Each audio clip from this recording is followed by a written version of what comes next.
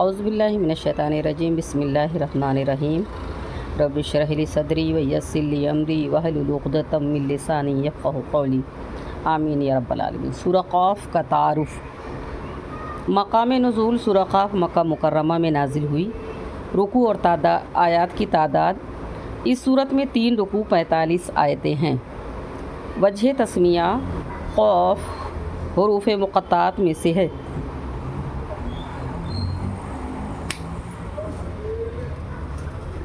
اور اس سورہ کی پہلی آیت میں یہ لفظ موجود ہے، اس مناسبت سے اس سورہ کو قاف کہتے ہیں۔ سورہ قاف سے متعلق احادیث۔ حضرت عمر بن خطاب رضی اللہ تعالیٰ نے ایک صحابی رسول سے پوچھا کہ نبی کریم صلی اللہ علیہ وسلم عیدین کی نماز میں کیا پڑھا کرتے تھے؟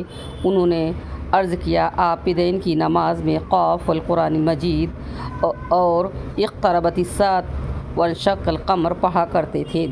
حضرت حسان بنت حارثہ فرماتی ہیں کہ میں نے سورہ قاف القرآن المجید آپ کی زبان اقدس سے سن کر ہی یاد کیا۔ آپ ہر جمعہ کے دن منبر پر خطبہ دیتے ہوئے یہ سورہ پڑھا کرتے تھے۔ سورہ قاف کے مضامین۔ اس سورت کا مرکزی مضمون یہ ہے کہ اس میں مرنے کے بعد دوبارہ زندہ کیے جانے کا ثبوت پیش کیا گیا ہے اور اسلام کے اس بنیادی عقیدے کا انکار کرنے والوں کا رد کیا گیا ہے، اور اس صورت میں مندرجہ ذیل باتیں بیان کی گئی ہیں۔ اس صورت کی ابتدا میں آسمانوں کی ستونوں کے بغیر تخلیق، ان میں ستاروں کے سجائے جانے، آسمانوں میں شگاف نہ ہونے، زمین کو پانی پر پھیلانے، اس میں بڑے بڑے پہاڑوں کے نصب کرنے، خوبصورت پودے اگانے، آسمان کی طرف سے بارش کا پانی نازل کر کے زمین میں درخت اور اناج اگانے اور ان کے فوائد بیان کر کے مردوں کو زندہ کرنے پر اللہ کے قادر ہونے کے دلائل بیان کیے گئے ہیں۔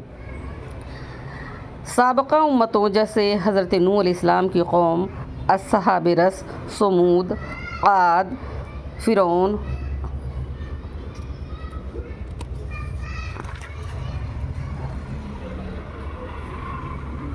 حضرت لوط علیہ السلام کی قوم، اصحاب ایکا، حضرت شعیب علیہ السلام کی قوم اور قوم تبع کے بارے میں بتایا گیا ہے۔ جب انہوں نے اللہ کے رسولوں کو جھٹلایا تو ان پر اللہ کا عذاب نازل ہوا، لہٰذا کفار مکہ کو بھی ڈرنا چاہیے کہ ان جیسے عمل کر کے کہیں یہ اللہ کے عذاب میں مبتلا نہ ہو جائے۔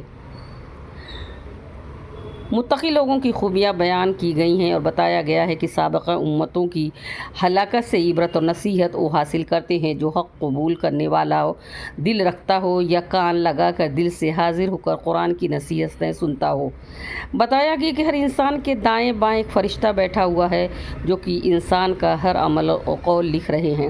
موت کی سختیاں، حشر اور کتاب حساب کی ہولناکیاں بیان کی گئی ہیں۔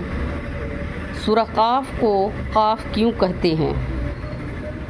یہ سورہ کب نازل ہوئی؟